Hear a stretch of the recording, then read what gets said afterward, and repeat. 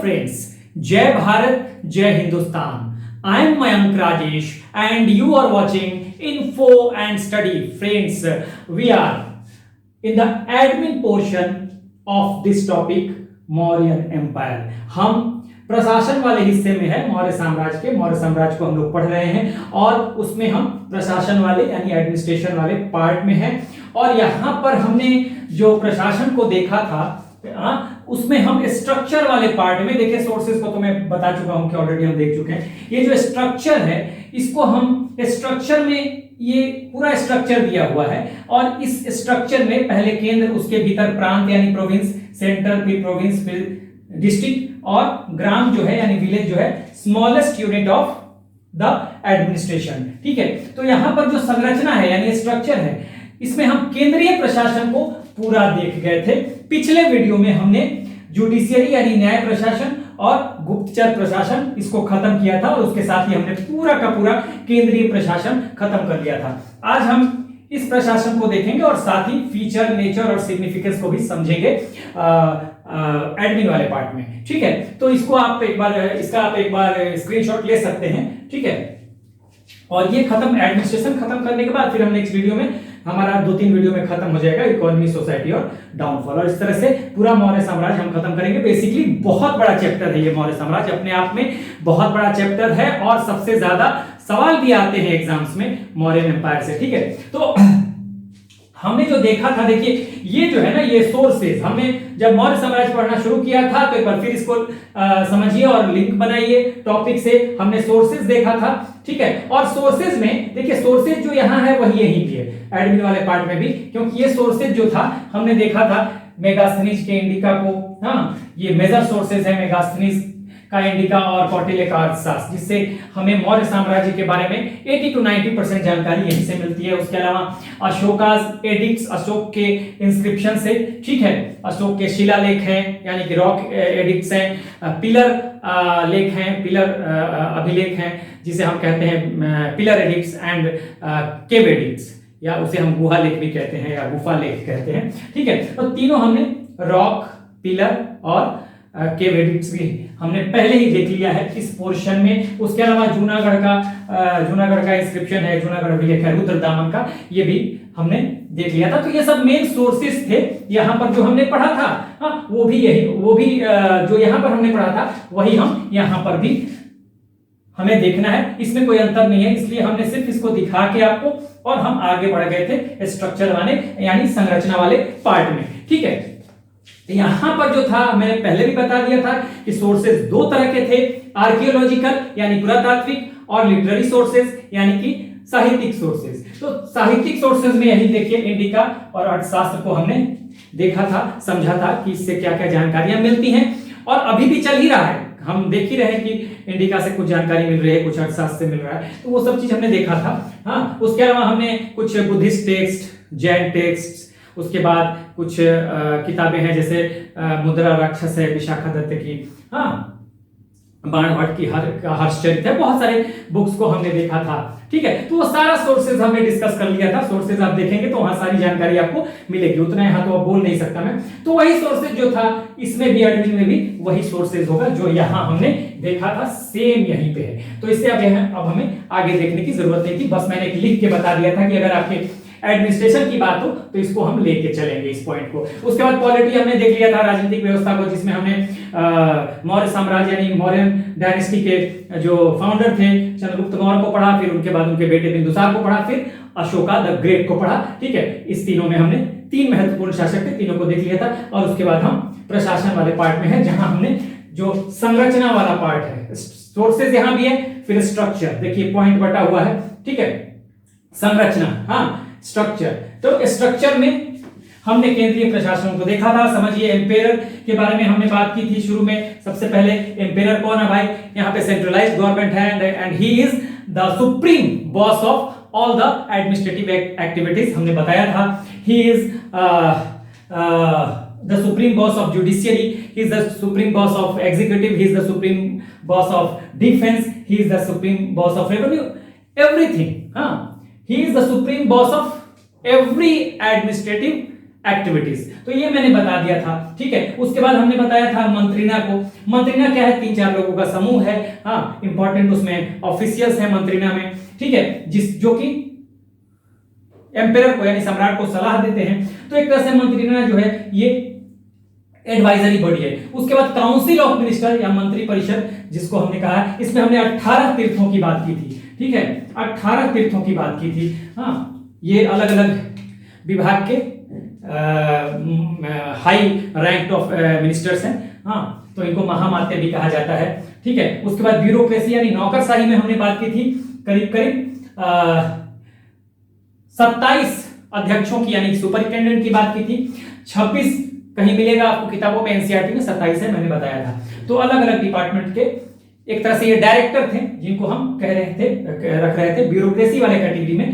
तो 27 या कहीं कहीं 26 सुपरिटेंडेंट्स की बात होगी, ये हमने कर लिया था। फिर हम इधर वाले एडमिन सिटी एडमिनिस्ट्रेशन को बताया था हमने, नगर प्रशासन को तो 6 कमेटी के द्वारा नगर प्रशासन देखा जाता था। फिर डिफेंस यानी कि सैन्य प्रशासन को, तो यहां भी 6 कमेटी के द्वारा डिफेंस को देखा जाता था, सैन्य प्रशासन को देखा जाता था। रेवेन्यू के बारे में हमने चर्चा कर ली थी। समाहर्ता जो है वो सबसे बड़ा रेवेन्यू ऑफिसर है, ठीक है, वो रिस्पॉन्सिबल है आपको हर तरह के रेवेन्यू एडमिनिस्ट्रेशन के लिए, ठीक है, आफ्टर द एम्पेरर।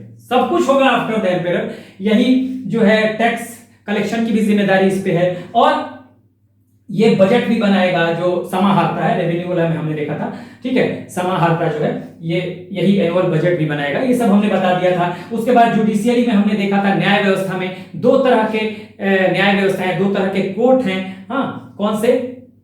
एक है सिविल कोर्ट जिसे हम दीवानी कहते हैं, या धर्मस्थीय। सिविल कोर्ट अंग्रेजी में या दीवानी या धर्मस्थीय। उसी तरह से दूसरा कोर्ट है क्रिमिनल कोर्ट, यानी कि उसको कहते हैं फौजदारी, ठीक है, या कंटक शोधन, ठीक है। तो इस तरह के 2 कोर्ट थे, आज भी वैसे ही हैं, तो हमने इस पे चर्चा कर ली थी, ठीक है। उसी तरह से एस्पियोनेज में हमने देखा था, गुप्तचर व्यवस्था में स्पाई यानी कि जासूस 2 तरह के थे, एक संस्था के अंतर्गत, एक संचरण के अंतर्गत। संस्था वाले जो थे वो एक जगह स्टेशनरी होते थे, हाँ, वो नॉन मोबाइल होते थे, एक ही जगह रह के काम करेंगे। संचरण या संचरण में जो होंगे दूसरे कैटेगरी में, वो जो होंगे मोबाइल होंगे, हाँ, they will move place to do their work. तो इस तरह का हमने सारा देख लिया था। और देखिए जो मैंने बताया है यहां पर ना, बस 2-2 लाइन आपको फीचर वाले पार्ट में, पूरा स्ट्रक्चर अगर लिखने के लिए आएगा तब तो सारा चीज आपको बताना पड़ेगा, लेकिन सैलिएंट फीचर विशेषताएं क्या थी, तो आप हर चीज थोड़ा लिखिएगा, ठीक है। यहां से आप उठाइएगा मेन पॉइंट जो मैंने बताया है,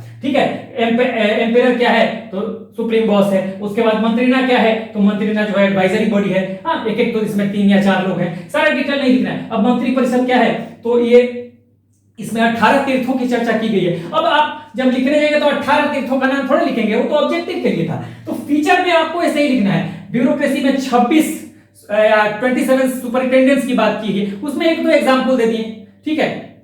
26 जैसे कि समाहर्ता की हमने बात कर दी थी जुडिशियरी वाला में, ठीक है, कि ये करता था, तो एग्जाम्पल के लिए 1-2 दे दिए। लेकिन जैसे हमने हर चीज को डिटेल लिखा था, एक अध्यक्ष को लिखा था, वैसे नहीं लिखना है आपको, ठीक है, फीचर वाले पार्ट में, ठीक है। तो वो आपको कर देना है, ठीक है। सिटी एडमिनिस्ट्रेशन को लिखिएगा, 6 कमेटी के द्वारा होता था, और सिंपल लिख दिया 6 कमेटी के द्वारा होता था। उसके बाद इसमें एक कमेटी इसके लिए थी, एक कमेटी इसके लिए, 6 कमेटी का जो रिस्पॉन्स है, बहुत ज्यादा नहीं जाना। वैसे ही डिफेंस में और रेवेन्यू में भी आपको 1-2 इंपॉर्टेंट पॉइंट लिखना है, समाहर्ता का नाम लिखना है, और जुडिशियरी में भी उसी तरह से 2 तरह के अदालत, पूरा डिटेल नहीं जाना है, जितना डिटेल हमने स्ट्रक्चर में पढ़ा था। फीचर में बस मेन पॉइंट को आपको लिखना है, आना एडमिनिस्ट्रेशन से ही है फीचर को, ठीक है, विशेषताओं को। तो ये आपके अपने सूझबूझ पे है, बता मैं सब कुछ चुका हूं, तो ये फीचर इस तरह से होगा। उसका नेचर को भी अभी मैं बता दूंगा, नेचर और सिग्निफिकेंस को, क्या क्या नेचर और सिग्निफिकेंस होगा। बस एंगल चेंज हो जाएगा, चीजें वही यही है, तरीका आपका चेंज हो जाएगा, ऑब्जेक्टिव के हिसाब से हो जाएगा। भाई देखिए आपको कहीं लिखने के लिए आ जाए, उसके लिए ये फीचर तो मैंने बता ही दिया कि आप क्या क्या लिखेंगे, ठीक है। नेचर और सिग्निफिकेंस भी बता दूंगा मैं, थोड़ी थोड़ी चीजें उसको हम डिस्कस कर लेंगे लास्ट में। पहले इसको देख लेते हैं। तो अब हम आज का जो हमारा है ना, हम प्रांत से जिला और ग्राम तक को देखेंगे कि यहाँ किस तरह का प्रशासन है, ठीक है। इसको हम देख लेते हैं। प्रोविंसेस को चक्र भी कहते थे, ये मैं आपको बता दूं, चक्र, इसको चक्र भी कहा जाता था। तो इस तरह से अब हम केंद्रीय प्रशासन के बाद हम प्रांत, जिला और उसके नीचे जो भी इंपॉर्टेंट चीज है उसको हम देख लेते हैं, और इस तरह से हम आज पूरा प्रशासन खत्म करेंगे। इस सारे पॉइंट को हम खत्म करेंगे। फीचर को बता ही दिया मैंने, और नेचर और सिग्निफिकेंस एक बार फिर मैं जब फाइनली आऊंगा तो एक बार फीचर को भी डिस्कस कर लेंगे। तो आइए हम बढ़ते हैं आगे और हम देखते हैं आगे के प्रशासन को। प्रोविंशियल एडमिनिस्ट्रेशन को देखेंगे, डिस्ट्रिक्ट लेवल पे क्या था और ग्राम लेवल पे क्या था। मेनली आपको अब यही पढ़ना है प्रोविंसेस के बारे में, ठीक है। तो हम आगे बढ़ते हैं। सो लेट्स मूव ऑन, आगे बढ़ते हैं और केंद्र के अलावा जो प्रशासन है उसको हम देखते हैं। देखिए सबसे पहले हमने देख लिया था यहाँ पर क्या, केंद्र। यहां पर मैं लिख देता हूं केंद्र यानी कि सेंटर देखा था। उसके नीचे हमने कहा था प्रांत यानी कि प्रोविंस कहेंगे इसे हम, इसी को चक्र भी कहा जाता है। इसके नीचे है जिला, जिसको कहेंगे डिस्ट्रिक्ट। इसके नीचे मैंने शुरू में बताया नहीं था, कुछ गांवों के समूह होंगे। सबसे नीचे तो मैंने बता दिया था, लेकिन अब देखिए कुछ गांवों के समूह आते हैं, जैसे स्थानीय, उसके बाद स्थानीय के बाद आपको द्रोणमुख, स्थानीय के बाद द्रोणमुख के बाद आपको आ जाएगा स्थानीय द्रोणमुख खारोटिक या खारोटिक इंग्लिश में भी ऐसे ही लिखेंगे या खारवटिक। उसके बाद खारोटिक के बाद आपको आ जाएगा संग्रहण, और संग्रहण के बाद ये ग्राम या इसे हम कहेंगे विलेज। अब देखिए ये जो है ये बस परीक्षा के लिहाज से 3-4 चीजों को नोट डाउन करना है। मैंने आपको बताया भी था कि कुछ गांवों के समूह हैं ये, क्योंकि गांवों के समूह इसलिए इंपॉर्टेंट हो जाता है एग्जाम के लिए, कई बार मिलाने के लिए आ जाता है। पहले मैं बता चुका हूं इसको, लेकिन फिर भी बता दूंगा, ठीक है। अब केंद्रीय प्रशासन में हमने शुरू में जो बताया था केंद्र, प्रांत, जिला, और उसके बाद स्मॉलेस्ट यूनिट हमने ग्राम या विलेज बताया था। तो इतना ही बताने की जरूरत है। ये सिर्फ इसके बीच में कुछ जिला के बाद यानी डिस्ट्रिक्ट के बाद कुछ ग्रुप ऑफ विलेजेस जाएंगे, हाँ, उनमें कितने कितने गांव थे ये कई बार आ जाता है एग्जाम में, इसलिए मैंने बीच में लिख दिया है, ठीक है। तो अब देखिए केंद्र हमने देख लिया। अगर हम प्रोविंस की बात करें, हमें देखना है प्रोविंस, ठीक है। प्रोविंस को ही कहा जाता है क्या, चक्र। प्रोविंस इसी को कहा जाता था चक्र। देखिए प्रोविंस है और प्रोविंस को कहा जाता था चक्र। देखते रहिए, इसी को कहा जाता था चक्र। इंग्लिश में भी आप चक्र लिख लेंगे, ठीक है ना। हाँ, इसका एक नाम है चक्र, या यहीं पे लिख दीजिए इसको प्रोविंस, या इसको हम चक्र ऐसे कर देते हैं। इसी को चक्र भी कहा जाता था, ठीक है। अब चक्र में जो इसका जो प्रमुख होगा, हेड होगा, चक्र का हेड, प्रमुख कहें या हेड कहें, प्रमुख कहें या हेड कहें, ठीक है।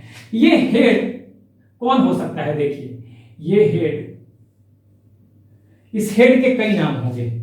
हाँ, इस हेड को हम कहेंगे प्रांतपति, इंग्लिश में भी प्रांतपति,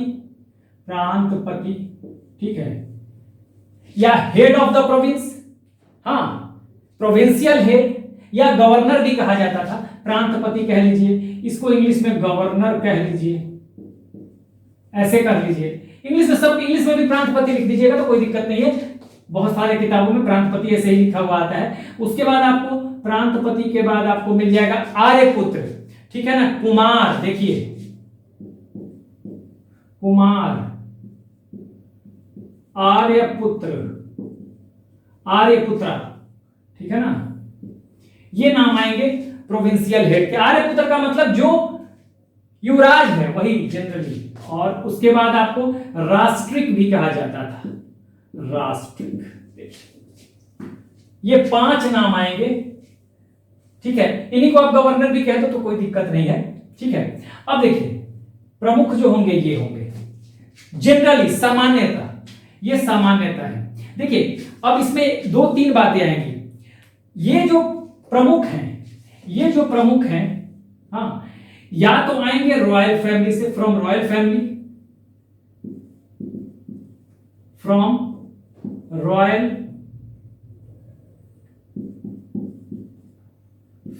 यानी रॉयल फैमिली का मतलब या तो राज परिवार से आएंगे, ठीक है ना, या और, ठीक है, और फ्रॉम रॉयल फैमिली, और बहुत ही ज्यादा फेथफुल हो और क्या हो, योग्य हो, और अगर बाहर से रखना है फ्रॉम रॉयल फैमिली होंगे, या अगर आउटसाइड से होंगे ये फेथफुल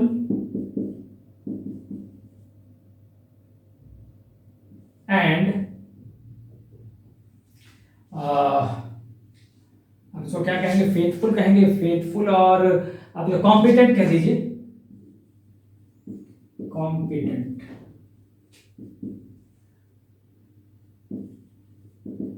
आउटसाइडर, ठीक है, आउटसाइडर्स। अब देखिए इसका मतलब क्या है, ये प्रमुख का तो ये नाम हो गया, ये या तो प्रांतपति कहा जाएगा, गवर्नर कहा जाएगा, कुमार कहा जाएगा, आर्यपुत्र कहा जाएगा, या राष्ट्रिक कहा जाएगा। ये जो प्रमुख होंगे या तो रॉयल फैमिली से यानी कि राज परिवार से आएंगे, रॉयल फैमिली का मतलब राज परिवार, हिंदी में भी लिखिए राज परिवार, या अगर वो आउटसाइडर हैं तो बहुत ही ज्यादा फेथफुल या विश्वसनीय होने चाहिए। जैसे कि आप देखेंगे कि सौराष्ट्र वाले प्रांत में आप देखेंगे कि वहां पे सुदर्शन झील का निर्माण कराया गया था, तो वहां सौराष्ट्र एक प्रांत था, अर्ध स्वायत्त हालांकि प्रांत था, तो वहां पे देखेंगे कि आपको कोई राजघराने से कोई नहीं था, ठीक है। वहां पे कौन था, आप चंद्रगुप्त मौर्य के समय में देखेंगे तो वो पुष्यगुप्त वैश्य गवर्नर हुआ करता था, उनको प्रांतपति कहिए या गवर्नर कहिए, ठीक है। आपको अशोक के समय यमन राज तुषास्क, ठीक है, वो हुआ करता था। तो ये लोग राज परिवार से नहीं थे, बाहर के थे, लेकिन but they are faithful and competent outsiders थे, मतलब बहुत ही योग्य और बहुत ही विश्वसनीय ये आउटसाइडर्स हैं, जो कि रॉयल फैमिली से बिलोंग नहीं करते हैं, लेकिन इतने विश्वसनीय हैं कि उनको बना दिया गया, प्रमुख बना दिया गया, ठीक है ना। तो ये इंपॉर्टेंट है। तो यहां पर देखिए उसके बाद दो तीन बातें और लिखनी है, लेकिन कुछ जगह और है, जैसे कि कुछ आप देखिएगा, जैसे कि कुछ दो तीन जगह है। एक तो है आपको उज्जैन ऐसे ही लिख सकते हैं, उज्जैन, ठीक है। उज्जैन के बाद ये है आपको उज्जैन, और उसके बाद तक्षशिला और तोषरी,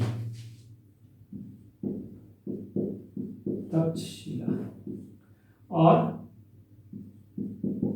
तोषरी, ये तीन प्रांत बहुत ही ज्यादा महत्वपूर्ण थे, और इन तीन प्रांतों में के जो शासक होते थे ये अशोक ने बना दिया था, ठीक है, ये अशोक ने बना दिया था कि इन तीन प्रांतों के जो प्रांतपति होंगे या जो हेड होंगे, ये सिर्फ जो होंगे ये रॉयल फैमिली से, ओनली फ्रॉम रॉयल फैमिली, ठीक है, ये जो होंगे only from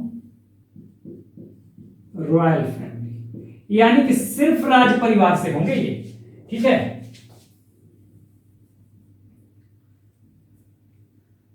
only from royal family, ये देखिए, ये जो होंगे यहां के जो प्रांतपति या प्रमुख जो भी कह लीजिए, ये प्रमुख जो होंगे ये ओनली फ्रॉम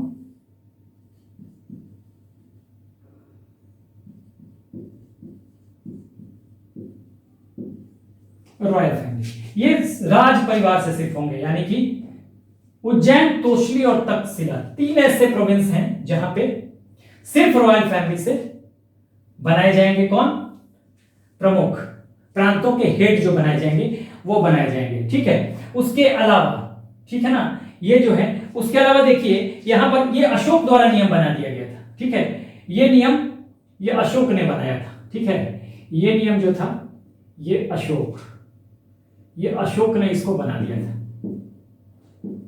अशोका ने ये नियम बनाया था कि उज्जैन, तोषली और तक्षशिला के जो प्रोविंशियल हेड होंगे, हाँ, वो या हेड कह सकते हैं उसको, उज्जैन, तोषली और तक्षशिला तो प्रोविंसेस हैं ही, तो they are only from royal family, ठीक है, they will be only from royal family. तो ये आपको अशोक का शुरू किया हुआ था, ठीक है। और यही नहीं था, यहां पर समझ लीजिए कि ये तीन प्रांत ऐसे थे, हाँ, जहां पर ये कहा जाता था कि प्रत्येक 3 वर्ष पर, हाँ, लोग प्रदेश का दौरा करेंगे, इसको अनुसंधान कहा जाता था। इसको मैं लिख देता हूं, पहले ये चीजें लिख लीजिए यहां पर, ठीक है।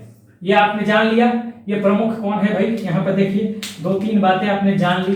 प्रमुख कौन होगा भाई, ये प्रांतपति, कहा जाएगा, प्रांतपति कहा जाएगा, गवर्नर कहा जाएगा, कुमार कहा जाएगा, आर्यपुत्र कहा जाएगा या राष्ट्रिक कहा जाएगा। ये जो प्रमुख होंगे या हेड होंगे प्रोविंसेस के, वो या तो राज परिवार से होंगे यानी from they will B from the royal family और फ्रॉम और दे आर फेथफुल और competent, faithful and competent outsiders. अगर बाहरी हैं तो बहुत ज्यादा विश्वसनीय और योग्य होने चाहिए। ठीक है, वैसे तो रॉयल परिवार से होंगे प्रमुख जो होंगे प्रांतों के, प्रोविंसेस के, लेकिन अगर आउटसाइडर हैं तो बहुत ज्यादा विश्वसनीय और कॉम्पिटेंट यानी कि योग्य होने चाहिए। तो ये आपको ध्यान देना पड़ेगा। ये 3 क्षेत्र ऐसे हैं, उज्जैन, तोसली और तक्षशिला, जहां केवल रॉयल फैमिली से लोग जाएंगे। ठीक है, कुछ चीजें और लिखनी है तो इसको मैं यहां मिटाता हूं। ठीक है, आप स्क्रीनशॉट ले लें।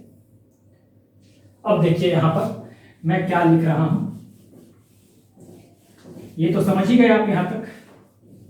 देखिए ये जो 3 क्षेत्र हैं कौन कौन से, उज्जैन, तोसली और तक्षशिला। ठीक है, उज्जैन, तोसली और तक्षशिला, यहां से रॉयल फैमिली से होंगे। ठीक है, और यहां पे क्या होगा, यहां पे प्रत्येक 3 वर्ष पे ये विजिट होगा। विजिट करेंगे कौन, जो हेड होंगे, प्रोविंशियल हेड, यहां पे लिखिए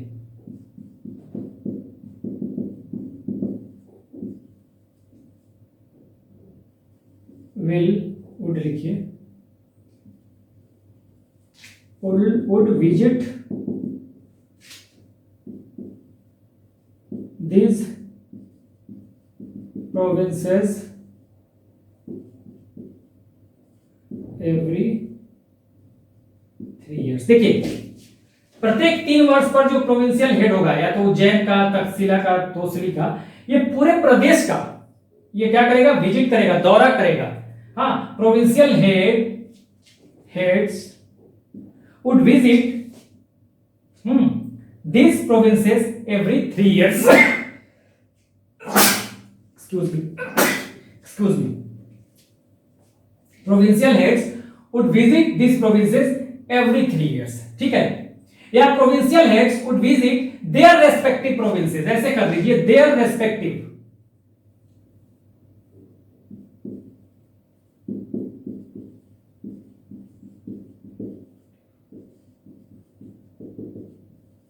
देयर रेस्पेक्टिव्स का मतलब हो गया अपने अपने प्रोविंसेस का, अपने अपने प्रांतों का दौरा करेंगे। इन 3 के मामले में उज्जैन, तोसली और तक्षशिला, इन जगहों पे जो भी हेड होगा यानी प्रांतपति होगा या गवर्नर होगा, या हम उसको कुमार कह लें, आर्यपुत्र कह लें या राष्ट्रिक कह लें, तो इन जगहों पे रॉयल फैमिली से, मैंने बता दिया कि रॉयल फैमिली से ही हेड होंगे प्रोविंशियल हेड, और इनकी ये जिम्मेदारी होगी कि हर 3 वर्ष पे ये पूरे प्रदेश का दौरा करेंगे। और इसको कहा जाता था, ये जो दौरा है, ये जो है, इस दौरे को कहा जाता था क्या, अनुसंधान। इसको अनुसंधान कहा जाता था। ठीक है, बाद में देखिए उज्जैन में और तक्षशिला में, आपको मैंने बताया था कि उज्जैन और तक्षशिला में विद्रोह भी हुए थे। किसके समय, बिंदुसार के समय। बिंदुसार के समय उज्जैन और तक्षशिला में विद्रोह हुए थे। तो उसके बाद ये वाला जो कंडीशन है ना, 1-1 साल का कर दिया गया कि हर 1 साल के बाद जो है वो दौरा होगा, ये जो अनुसंधान होगा। ठीक है ना, ये हर 1 साल के बाद ये दौरा होगा।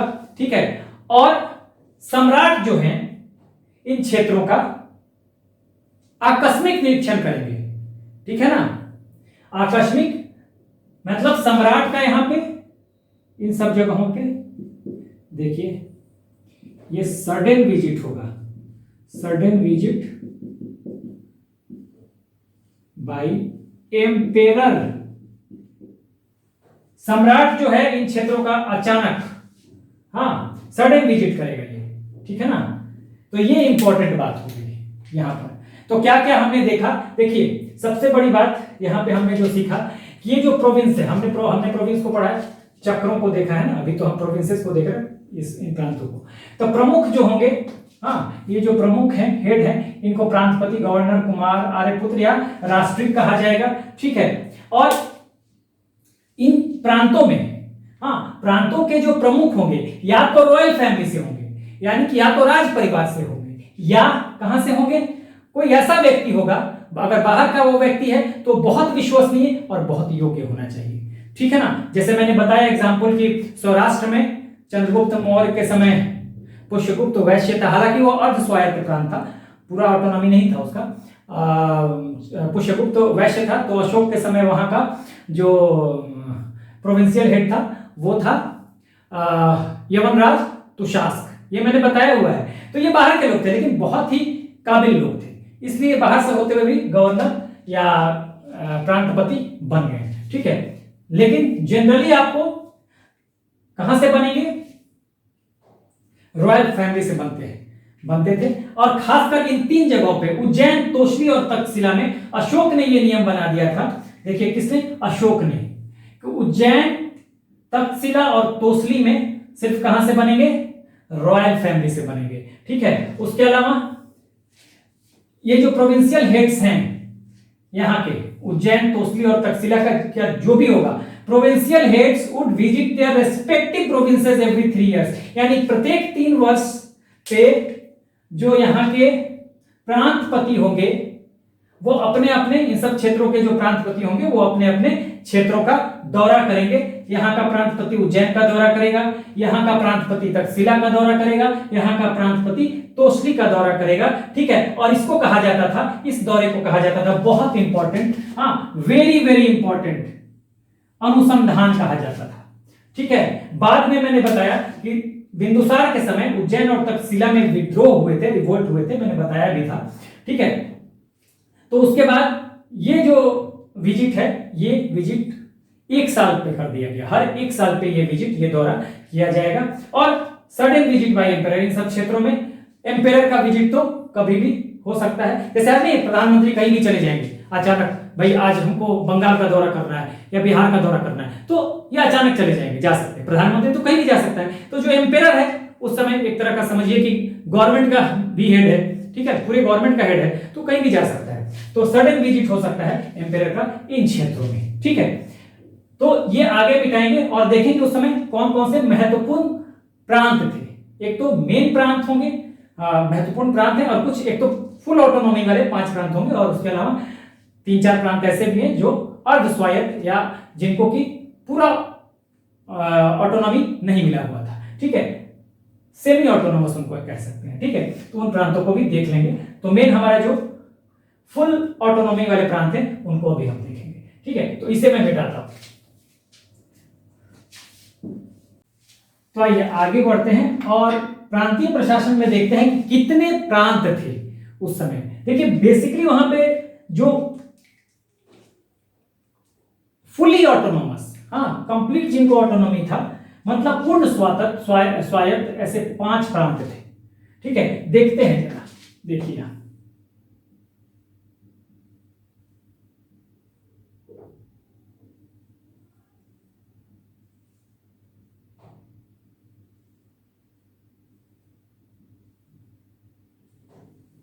देखिए, ये मोरलेस हमारा मैप बन गया।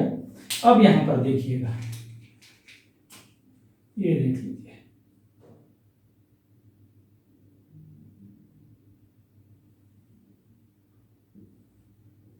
ठीक है,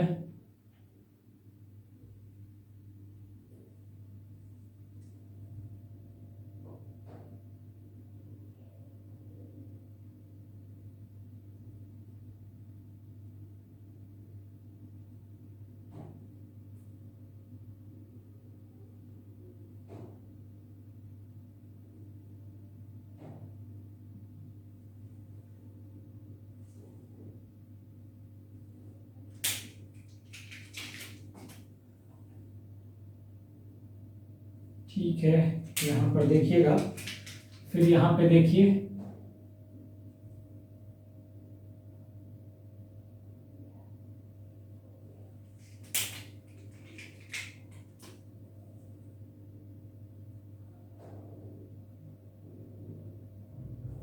ये हो गया। ठीक है, उसके बाद आप देखिए कि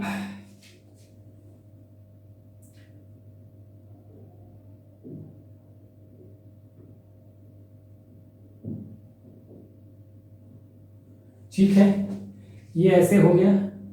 थोड़ा सा इसको हम ऐसे बना लेते हैं, ठीक है। मोर और लेस देखिए, ये मैंने बनाया हुआ है जो मोर और लेस इस तरह से। देखिए ये है 1 नंबर उत्तरापथ जिसकी राजधानी तक्षशिला है।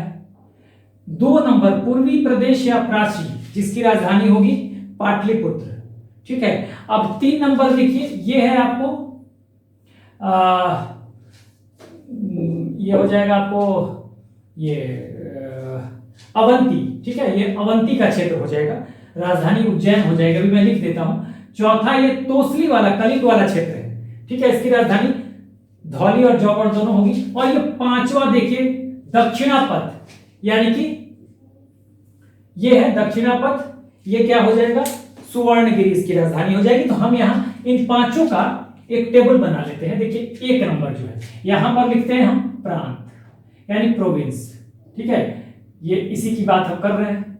यहां पे लिखते हैं प्रोविंस, ठीक है, ये हम इसी पार्ट की बात कर रहे हैं, ठीक है। तो इस पार्ट की अगर बात कर रहे हैं तो यहां पे हम लिख रहे हैं प्रोविंस। देखिए प्रोविंसेस, प्रोविंसेस और कैपिटल, ठीक है, राज्य मतलब प्रोविंसेस प्रांत और उनकी राजधानियां। तो यहां पर मैं लिख रहा हूं, देखिए 1 नंबर, अगर 1 नंबर की बात करें तो 1 नंबर उत्तरापथ, ठीक है, यहां पर आप इसे ऐसे बना लीजिए टेबल। तो 1 नंबर मैं लिखता हूं, 1 नंबर में उत्तरापथ, अंग्रेजी में भी ऐसे ही लिख दीजिए, ये है उत्तरापथ, ठीक है। अब उत्तरापथ की राजधानी तक्षशिला, बहुत इंपॉर्टेंट है, इसको टेबल बना के याद रखिए, प्रोविंसेस के बारे में हम बात कर रहे हैं। दूसरे नंबर पे इसको हम कहते हैं या तो पूर्वी प्रदेश या प्राची, ठीक है ना, प्राची या पूर्वी प्रदेश, और इसकी राजधानी है पाटलिपुत्र। टेंशन नहीं लेना है अंग्रेजी वालों को, क्योंकि अंग्रेजी में भी पाटलिपुत्र को पाटलिपुत्र ही लिखेंगे, सब ऐसे ही लिखेंगे इंग्लिश में, ठीक है, जहां जरूरत होगा वहां मैं लिख दूंगा। तीसरे नंबर पे देखिए, यह है उज्जैन, ठीक है, अवंती, ठीक है, अवंती इसकी राजधानी होगी उज्जैन, ठीक है। चौथे नंबर पे ये तोसली कलिंग वाला क्षेत्र है, तोसली। अब तोसली में देखिए, अब तोसली के लिए मैं ऐसे बना देता हूं, देखिए ऐसे मैं करता हूं, मुझे इसको आप ऐसे कर लीजिए, पहले आप एक ये इसमें डिवीजन बना दीजिए, ठीक है, ताकि आपको हो गया। अब तोसली के लिए यहां पर आप बना दीजिए, एक तो लिखिए धौली और एक लिखिए जौगढ़, ठीक है।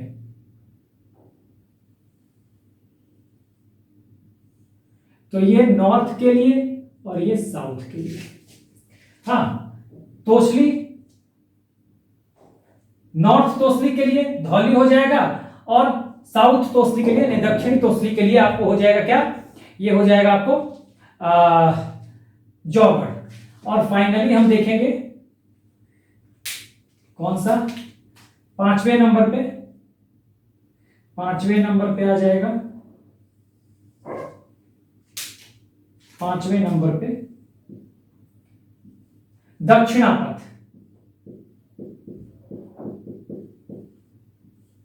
और इसकी राजधानी हो जाएगी सुवर्णगिरी, ठीक है। अब देखिए हमारे पास एक टेबल तैयार हो गया, 5 प्रांत, ठीक है। 5 प्रांत कैसे कैसे हैं भाई, देखिए, हाँ, उत्तरापथ, ये पूरा उत्तरापथ मैंने दिखाया 1 नंबर में, ये गोल करते हुए उत्तरापथ की राजधानी तक्षशिला। पूर्वी प्रदेश या प्राची, ये देखिए पूर्वी प्रदेश या प्राची, इसकी राजधानी है पाटलिपुत्र। उसके बाद तीसरा अवंती, तीसरे नंबर पे अवंती दिखाया हुआ है, उज्जैन। चौथे नंबर पर तोसली, जिसमें नॉर्थ तोसली का होगा धौली और साउथ तोसली का जौगढ़, यानी कि उत्तरी तोसली का की राजधानी होगी धौली, ठीक है, और दक्षिणी तोसली की जौगढ़, ठीक है। उसी तरह से ये तोसली था चौथे नंबर पे, और पांचवें नंबर पे आपको सुवर्णगिरी दक्षिणापथ, पांचवें नंबर पे है दक्षिणापथ जिसकी राजधानी सुवर्णगिरी। तो इस तरह से एक टेबल है, मैं आपको यहां भी अगर लिख देता हूं, देखिए एक नंबर, ये एक नंबर जो है ये क्या है भाई, उत्तरापथ, उत्तरापथ।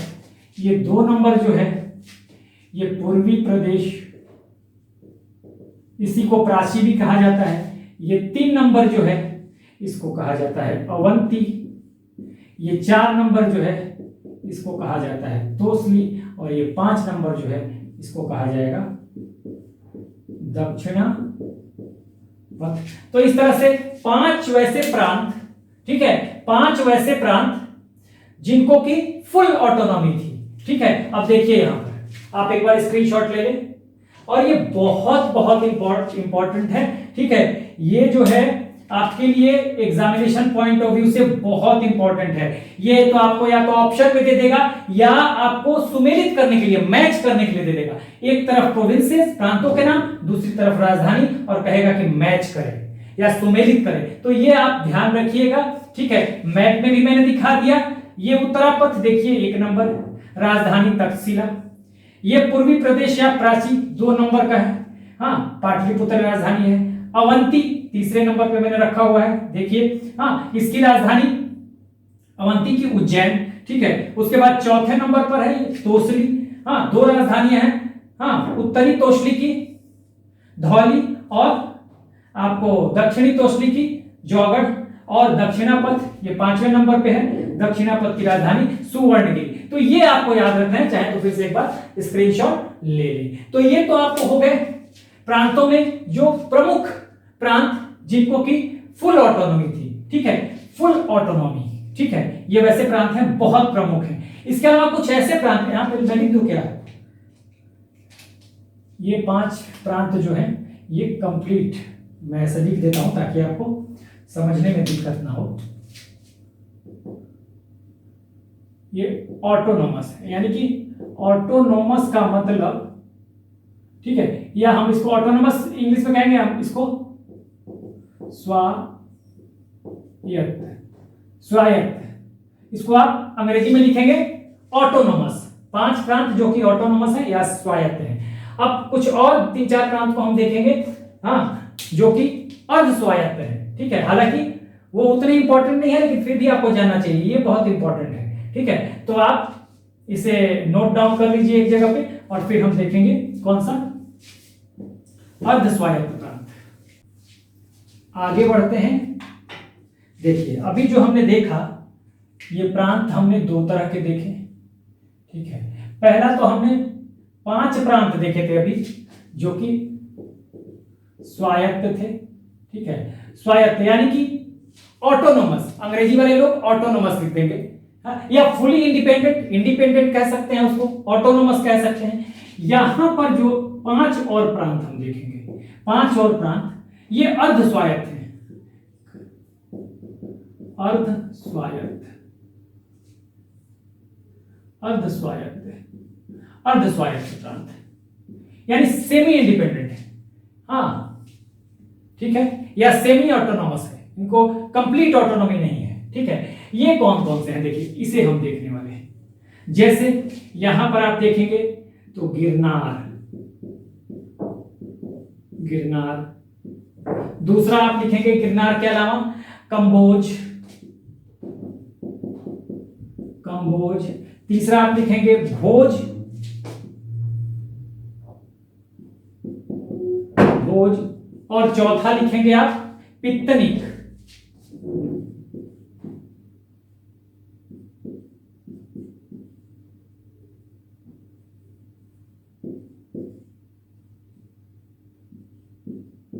पित्तनिक ये बहुत इंपॉर्टेंट नहीं है, फिर भी जानना चाहिए आपको, एक चीज इसमें इंपॉर्टेंट है, हालांकि वो बार बार आपके सामने आ रहा है इसलिए तो आपको याद हो जाएगा। और पांचवा हो जाएगा आटविक, ये अर्ध स्वतंत्र, या अर्ध स्वायत्त, ठीक है, ये पूरा स्वतंत्र या फुली ऑटोनोमस, ठीक है। अब ये जो है इसमें बस एक ध्यान रखिएगा, गिरनार की बात हमने की थी, गिरनार यानी कि सौराष्ट्र में, सौराष्ट्र इसकी चर्चा बार बार हो रही है, ठीक है।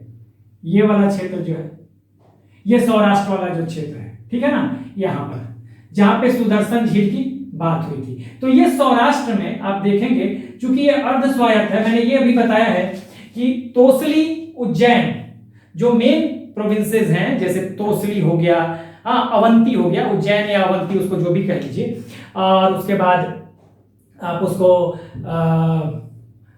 उत्तरापथ हो गया, ठीक है। तो उज्जैन हो गया, हाँ तोसली हो गया, या फिर आपको एक और था उज्जैन, तोसली और हमने 5 प्रांत लिखे थे ना, उज्जैन था, तोसली था और तक्षशिला था। तक्षशिला की बात हमने की थी ना, इन सब जगहों पे, तक्षशिला राजधानी थी इसलिए मैं कह रहा हूं, तो ये राजधानी की बात हम कर रहे थे, प्रांतों की राजधानी थी, तो तक्षशिला, इन सब जगहों पे रॉयल फैमिली से ही कोई होगा प्रोविंशियल हेड। लेकिन कुछ जगहों पे हाँ हो सकता है कि ऐसे व्यक्ति को भी बना दिया जाए जो रॉयल फैमिली यानी राज परिवार से ना हो, ठीक है, और राज परिवार से ना हो लेकिन बहुत विश्वसनीय हो और बहुत ज्यादा योग्य हो, यानी कि कॉम्पिटेंट हो और बहुत ज्यादा फेथफुल भी हो। तो यहां पर सौराष्ट्र में इस जगह पे आपको देखने के लिए मिला, यहीं पे सुदर्शन झील का निर्माण हुआ। हाँ, चंद्रगुप्त मौर्य के समय, सीएम के समय यहां पे पुष्यगुप्त वैश्य यहां का प्रोविंशियल हेड होता है, ठीक है। चल, और अशोक के समय, अशोका के समय यहां पे कहा जाता है तुशास्क या यवन राज तुशास्क, तुशास्क अंग्रेजी में भी जैसे लिख ले, पुष्यगुप्त वैश्य और तुशास्क। इसी पुष्यगुप्त वैश्य ने सुदर्शन झील बनवाया था, सुदर्शन लेक बनवाया था, कहां पे, यहीं पे सौराष्ट्र में, ठीक है। तो इस सौराष्ट्र बड़ा इंपॉर्टेंट था, तो ये ध्यान रखिए। हाँ, 5 स्वायत्त हमने बताया, उत्तरापथ, ठीक है, स्वायत्त में उत्तरापथ बताया। दूसरा हमने प्राची या पूर्वी प्रदेश बताया, उत्तरापथ जिसकी राजधानी आपको तक्षशिला थी। उसके बाद दूसरा हमने बताया प्राची या पूर्वी प्रदेश जिसकी राजधानी पाटलिपुत्र थी। तीसरा था अवंती जिसकी राजधानी उज्जैन थी। चौथा था इस वाले में तोसली जिसकी 2 राजधानियां थी, उत्तरी तोसली की धौली और दक्षिणी तोसली की जौगढ़। और 5वां दक्षिणापथ जो कि जिसकी राजधानी थी सुवर्णगिरी। ये 5 स्वायत्त यानी 5 ऑटोनोमस या इंडिपेंडेंट प्रोविंसेस की बात जब हम कर रहे थे तो उसकी बात कर रहे थे, और 5 सेमी इंडिपेंडेंट या अर्ध स्वायत्त या वैसे राज आप कह सकते हैं जिनको फुल ऑटोनॉमी नहीं है, ये वैसे प्रांत जिनको फुल ऑटोनॉमी नहीं है, तो ये आप लिख लेंगे गिरनार, हाँ कंबोज, भोज, पित्तनिक और आटविक। इसमें यही एक इंपॉर्टेंट है सौराष्ट्र, ठीक है। सौराष्ट्र पे चंद्रगुप्त मौर्य के समय CM stands for Chandragupta Maurya, Pushyagupta वैश्य जो था ये यहां का हेड हुआ करता था, गवर्नर कहें, प्रोविंशियल हेड कहें, जो भी कहें, लेकिन ये राज परिवार से नहीं था, ठीक है। सौराष्ट्र में आप देखिए यहां पे अशोक के समय तुशास्क या यवन राज तुशास्क, ठीक है, ये एक तरह का ग्रीक था, हाँ यूनानी था, जो कि इसको बनाया गया था, लेकिन बहुत फेथफुल और ये कॉम्पिटेंट व्यक्ति था। तो इसी ने पुष्यगुप्त वैश्य ने हमने चर्चा भी किया था कि पुष्यगुप्त वैश्य ने सुदर्शन झील का निर्माण कराया था, ठीक है, चंद्रगुप्त मौर्य के समय। फिर अशोक के समय इसकी रिपेयरिंग भी कराई गई थी। तुशास्क उस समय गवर्नर था वहां का सौराष्ट्र का। उसके बाद रुद्रदामन के समय भी ये सब हुआ, क्योंकि रुद्रदामन के समय भी टूट गया था ये झील। तो इस तरह की बातें हमने देखी थी पहले। सुदर्शन झील बड़ा इंपॉर्टेंट है, हाँ, तो इसको आप ध्यान रखेंगे। तो हमने प्रांतों की भी बात कर ली पूरी तरह से, ठीक है, प्रांत हमने पढ़ लिया, हमने सेंटर खत्म कर लिया पूरी तरह से स्ट्रक्चर में, और हमने प्रांत खत्म कर लिया। अब हम आ रहे हैं जिला पे, ठीक है। देखिए, आइए आगे बढ़ते हैं और देखते हैं। देखिए, हमने केंद्र का देख लिया, ठीक है, प्रांतों का देख लिया, जिला का देखिए। देखिए, जिला को आहार या विषय भी कहा जाता था। इसलिए इसका जो हेड होगा यहां पर, इसका जो हेड होगा, हेड, इसको कहा जाता था विषयपति। बस जिला के बारे में इतनी जानकारी। उसके बाद आप देखेंगे तो संग्रहण, ठीक है, संग्रहण। अब देखिए यहां पर ये 100 कुछ मैंने बताया था कि इसके बाद कुछ गांवों का समूह है, पहले भी मैं बता चुका हूं। यहां 800 विलेजेज है, ठीक है, 800 विलेजेज है। यहां पे 400 विलेजेज है, ठीक है, यहां पे 200 विलेजेज है और यहां पे 10 विलेजेज है, ठीक है। ये बस मिलाने के लिए आ जाता है, ठीक है ना, इसलिए मैंने यहां पे बताया है। स्थानीय में 800 विलेज, द्रोणमुख में 400 विलेज, खारोटी या खारवटी 200 विलेज, संग्रहण में 10 विलेज। तो जो इन सब के बारे में ज्यादा जानकारी नहीं मिलती, जो जानकारी मिलती है हमें संग्रहण के बारे में मिलती है, ठीक है। तो संग्रहण के बारे में जरा देखते हैं। ये जो संग्रहण है, जो कि 10 गांवों का समूह है, 10 गांव है, 10 गांव है यहां पर, या 10 विलेज है, 10 विलेजेस है। अब ये संग्रहण जो है आप देख लीजिए, ये 10 विलेज है, ठीक है। आप यहां पे नोट कर लीजिए, फिर मैं खाली संग्रहण को लिखूंगा। यहां पे बस मिलाने के लिए आ जाएगा, एक तरफ दे देगा स्थानीय, द्रोणमुख, खारोटी, संग्रहण, और यहां पे दे देगा 800 गांव, 400 गांव, मैं जंबल में दे देगा, आपको मिलाना होगा, ठीक है। तो ये मैं मिटा रहा हूं, आपने नोट कर ही लिया होगा, ठीक है ना। ये मैं पहले भी बता चुका हूं, ये मैं मिटा देता हूं, ठीक है। अब यहां देखिए, यहां पे 10 विलेज है संग्रहण में। तो संग्रहण की बात जो है, देखिए ये मैंने बता ही दिया कि 10 विलेज है यहां पर। अगर आप चाहिए तो इधर लिख देता हूं मैं 800 विलेज, 200 विलेज, आपको 400 विलेज, 200 विलेज एंड 10 विलेज, ठीक है, ये संग्रहण। तो यहां पे हम आते हैं और संग्रहण के बारे में देखते हैं। तो संग्रहण में जो है, देखिए संग्रहण में 2 तरह के अधिकारी मिलेंगे जो ऑफिशियल मिलेंगे। ये एक तो 10 गांवों का समूह है, यहां पे लिख दिया गया 10 विलेजेस है। यहाँ ऑफिशियल्स जो होंगे, यानी ऑफिशियल्स का मतलब अधिकारी जो होंगे, हाँ, ये 2 तरह के अधिकारी हैं, देखिएगा। एक जो है वो है आपको गोप और दूसरा स्थानिक, गोप, और दूसरा है स्थानिक। ये जो है, ये एक तरह का लेखपाल है, अकाउंटेंट, लेखपाल है, अकाउंटेंट। और ये दूसरा जो है, ये दूसरा काम जो देखता है, ये सेंसस, ठीक है, सेंसस, यानी कि ये जनगणना का काम भी देखता है, जनगणना का काम भी देखता है, सेंसस। और स्थानिक जो है, ये टैक्स कलेक्टर है, ठीक है, स्थानिक जो है ये टैक्स कलेक्टर है, ये है टैक्स कलेक्टर, यानी कि कर की वसूली करने वाला अधिकारी है। एक तो बात ये हो गई, ठीक है। उसके बाद एक बच जाता है ये ग्राम, विलेज। हाँ, ग्राम में देखिए स्मॉलेस्ट यूनिट ऑफ एडमिनिस्ट्रेशन, ठीक है। हमने बताया था सबसे ऊपर केंद्र, उसके बाद प्रांत, उसके बाद जिला।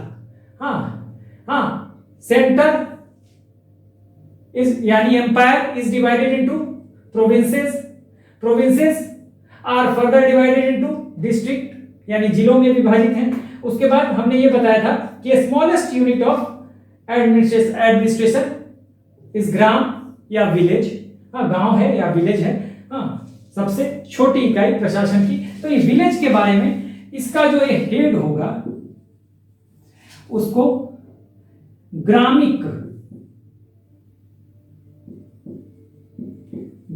या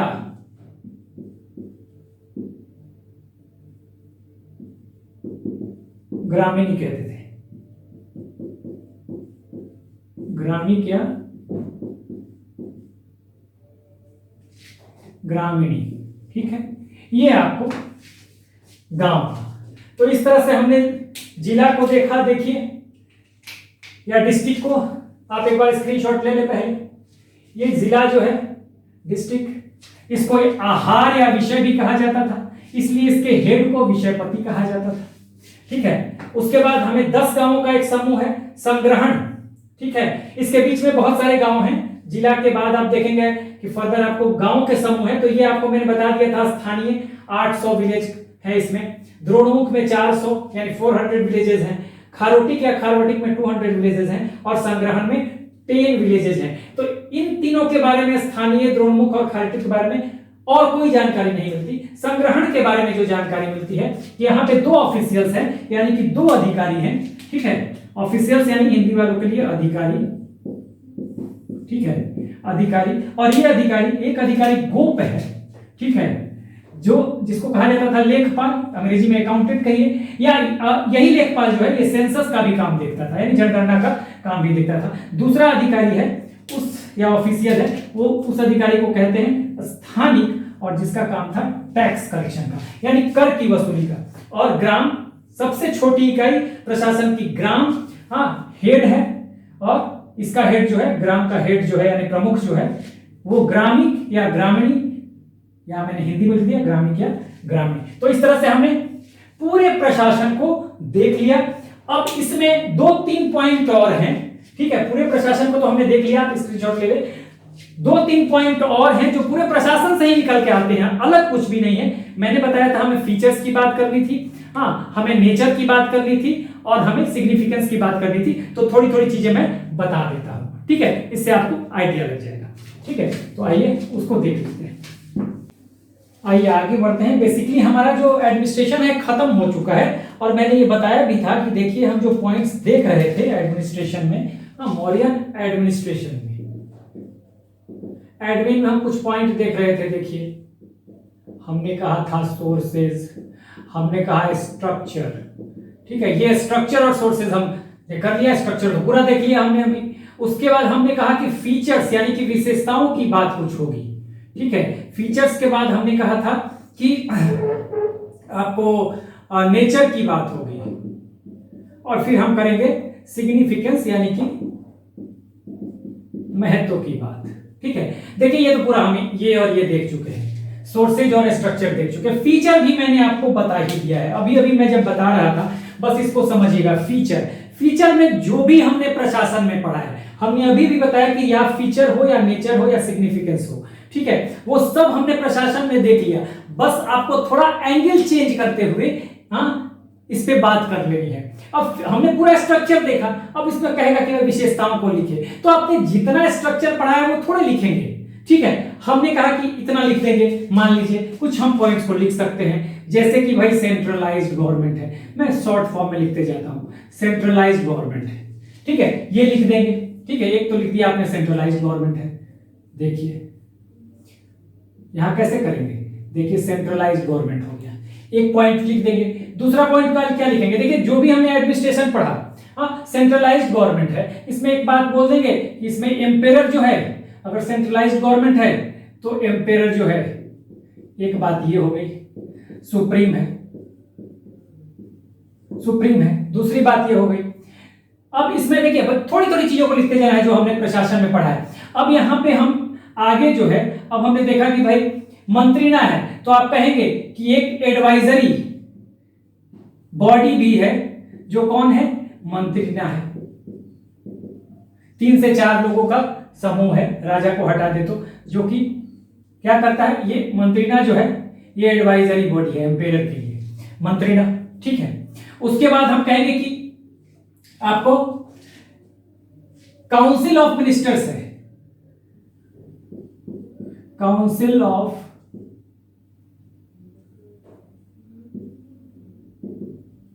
मिनिस्टर्स, इसमें इन्हीं को हम कह रहे हैं 18 तीर्थ। तो आप बोलेंगे कि मंत्रि परिषद भी है, जहां पे 18 तीर्थ हैं। 18 तीर्थ हैं जो कि महत्वपूर्ण विभागों को देखते हैं। ठीक है, और ये हाई रैंक मिनिस्टर्स कह सकते हैं, ऑफिशियल कह सकते हैं, इसलिए इनको महामाते कहा जाता है। लेकिन अब हमने पढ़ा ऑब्जेक्टिव के हिसाब से, वहां पे जब स्ट्रक्चर में देख रहे थे तो हमने सारे तीर्थों को लिखा था, उतना नहीं करना है। ठीक है, सिमिलरली जब आप ब्यूरोक्रेसी की बात करेंगे तो आप कह देंगे कि 26 या 27 सुपरिटेंडेंट की बात हुई थी। दो का एग्जांपल दे दीजिए यहाँ पे। हाँ, अब बात खत्म कीजिए। सैलिएंट फीचर में पूरा स्ट्रक्चर तो बताएंगे नहीं। सिमिलरली हम कहेंगे सिटी एडमिनिस्ट्रेशन यानी नगर प्रशासन, 6 कमिटीज, ठीक है। अब डिफेंस यानी सैन्य प्रशासन, ये भी 6 कमिटी के द्वारा, ये सारा बता चुका हूं। 6 समिति के द्वारा होगा, ठीक है। चाहे तो एक तो एग्जांपल दे दे, सारा ना भी लिखे तो। हाँ, जैसे जनसंख्या का कोई एक कमिटी जो है जनसंख्या को देखेगी, registration of the death and birth. एक कमिटी है फॉरेनर्स को देखेगी, एक दो एग्जांपल दे दें, हो गया, बात खत्म। उसके बाद आप कहेंगे रेवेन्यू, तो इसमें थोड़ी सी चर्चा कर देंगे आप। रेवेन्यू, हाँ, तमाम तरह के टैक्सेस हैं, और रेवेन्यू जो है आप कह सकते हैं थोड़ा सा कि जो सरकारी लैंड पे जो थोड़ा बहुत दे दीजिए, सरकारी लैंड पे जो खेती कर रहा है और जो अपना बीज हल ये सब लेके आ रहा है, हाँ, तो उसको 50% रेवेन्यू का 50% उसको मिल जाता है, 50% गवर्नमेंट को चला जाता है, ठीक है। ये रेवेन्यू व्यवस्था में समाहर्ता जो है यहाँ का हेड है, 1-2 लाइन लिख दी है, बात खत्म। सिमिलरली आप रेवेन्यू को जुडिशियरी तो जुडिशियरी में भी आप कह देंगे हाँ सिविल कोर्ट, हाँ, और क्रिमिनल कोर्ट इसी को कहते थे। सिविल कोर्ट लिखिए, धर्मस्थीय की कहिए, दीवानी कहिए, क्रिमिनल कोर्ट कहिए, कंटक शोधन कहिए, या फौजदारी कहिए। इसी तरह से आपको एस्पियोनेज में 2 तरह की व्यवस्था, संस्था, ठीक है। एस्पियोनेज में 2 तरह की व्यवस्था, संस्था, संचरण, ठीक है। ये मैं बता चुका हूं, इससे छोटा छोटा भी लिखूंगा तो कोई दिक्कत। संस्था और संचरण थोड़ा बड़ा लिख देता हूं। चलिए, यहां पे एस्पियोनेज में, अगर एस्पियोनेज की बात करें तो 2 तरह का है, एक संस्था है, दूसरा संचरण है। हाँ, ये मोबाइल है, ये संस्था जो है स्टेशनरी है, एक ही जगह पे काम करती है। संचरण में जो स्पाई हैं, हाँ, जो जासूस हैं, वो मूव करते हैं, मोबाइल हैं, they move from place to place and do their work. तो संस्था या संचरण या संचरा भी इसको कहते हैं। तो थोड़ी थोड़ी चीजें आप फीचर में, बातें वही हैं, थोड़ी थोड़ी चीजें फीचर में आप लिख के निकल जाएंगे। ये बस एक बताने के लिए था। उसी तरह से अगर हम नेचर की बात करें, ठीक है, नेचर की बात करें,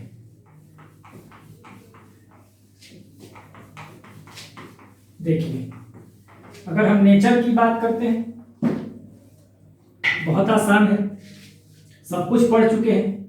नेचर क्या था भाई? तो सेंट्रलाइज तो था ही, ठीक है, नेचर में। अब नेचर में आप दूसरी बात क्या लिख सकते हैं, ठीक है, एक तो सेंट्रलाइज्ड है, प्रकृति, नेचर का मतलब प्रकृति, ठीक है। ये आपको पैतृक निरंकुश राजतंत्र है। पैतृक निरंकुश राजतंत्र यानी कि ऑटोक्रेसी, यानी कि यहां बताया जा रहा है माता पिता का संबंध है। यहां पे आपको क्या बताया जा रहा है, इसका मतलब एक चीज देखिए, पैतृक निरंकुश राजतंत्र, और पैतृक निरंकुश राजतंत्र अशोक के समय शुरू हुआ, और यहां पे देख लीजिए कि रूलर, हाँ, यानी आप ऐसे लिखिए एम्पेरर और सब्जेक्ट यानी कि प्रजा, राजा और प्रजा, यानी कि पिता, फादर और सन, ठीक है ना, पिता पुत्र, फादर और सन। अब देखिए, एम्पेरर और प्रजा में, सब्जेक्ट में, राजा और प्रजा में क्या है, पिता पुत्र का संबंध है। और ये धौली के अभिलेख में, हाँ, धौली रॉक इंस्क्रिप्शन में, धौली के शिलालेख में ये बात अशोक ने कहा भी है कि सारी प्रजा मेरी संतान है। इस चीज को लिख सकते हैं आप यहां पर नेचर में, ठीक है। उसके बाद आप क्या लिखेंगे, वेलफेयर, कल्याणकारी राज्य की कल्पना है, हाँ, अस्पताल बनवाना है, ये करना है, गार्डन लगवाने हैं, बहुत सारे काम है, ठीक है। लोगों की सिर्फ सुरक्षा व्यवस्था देखनी है। आप जब अभिलेखों को देखेंगे तो उसमें देखेंगे अशोक के अभिलेखों में लिखा हुआ है, हाँ, कि अस्पताल बनवाने हैं, चिकित्सालय, औषधालय, हाँ, यानी मेडिसिन, हाँ, राज्य को क्या करना है, state has to arrange medicine for the people, ये सब चीजें कही गई है, ठीक है ना। तो ये आप देखिए तीसरी बात,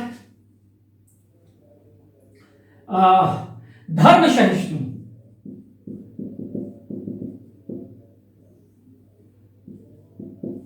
धर्म सहिष्णु यानी रिलीजियस टॉलरेंस,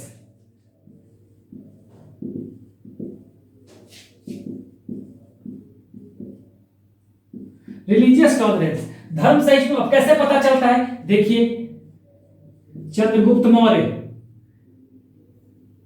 चंद्रगुप्त मौर्य जैन, ठीक है। बिंदुसार मैंने बताया था आजीवक, उसके बाद अशोक ने बुद्धिज्म अपनाया, ठीक है, बौद्ध है अशोक। इसके अलावा आगे दशरथ भी एक है, दशरथ भी है, वो भी आपको बौद्ध हो जाता है, ठीक है। ये देखिए इसका मतलब क्या है। और आगे आप देखिएगा कि जो गुहा बनवाया था, गुहा एडिक्ट, बराबर की पहाड़ियों में जो केव एडिक्ट है, मैंने बताया था अशोक और दशरथ ने कुछ गुफा बनवाए थे बराबर और नागार्जुन की पहाड़ियों में, गया के पास, ठीक है। अशोक ने बनवाया कर्ण चौपाल, सुदामा, विश्व झोपड़ी, वैसे ये आपको बराबर की गुफा में वैसे ही कुछ बनवाया उसने, दशरथ ने, जैसे उसने बराबर की पहाड़ियों में बनाया, बराबर हिल्स में लोमस ऋषि की गुफा बनवाई, किसने, दशरथ ने। उसके अलावा दशरथ ने गोपी नाम की गुफा बनवाई, वहिका, वर्धिका, ये सब गुफा बनवाई थी नागार्जुन हिल में, ठीक है। तो ये सारा इन्होंने आजीवक संप्रदाय को दान कर दिया था, डोनेट कर दिया था। तो ये दिखाता है कि धर्म सहिष्णु है, हर धर्म के लोगों को का आदर है, सम्मान है, ठीक है। तो ये आपको देखना पड़ेगा, ये सब आपको नेचर में आ जाएगा। कल्याणकारी राज्य की परिकल्पना है, सेंट्रलाइज्ड गवर्नमेंट है, पैतृक निरंकुश राजतंत्र है, जिस पैटर्नल ऑटोक्रेसी की बात की गई है, राजा और प्रजा में पिता और पुत्र का संबंध है, हाँ, ये धौली के अभिलेख में है। रिलीजियस टॉलरेंस वाली बात यहाँ पे है, अलग अलग राजा, चंद्रगुप्त मौर्य जैन है, हाँ, बिंदुसार आजीवक है, अशोक जो है बुद्धिज्म को मानते हैं, ठीक है। तो इस तरह से आगे दशरथ भी बुद्धिज्म को मानते हैं। तो इस तरह से देखेंगे तो मौर्य साम्राज्य के अलग अलग जो शासक हैं उन्होंने अलग अलग धर्मों को अपनाया, इट मींस की रिलीजियस टॉलरेंस है, ठीक है। तो आप देखेंगे कि ये नेचर है, प्रकृति है, इसी को हम नेचर कहेंगे।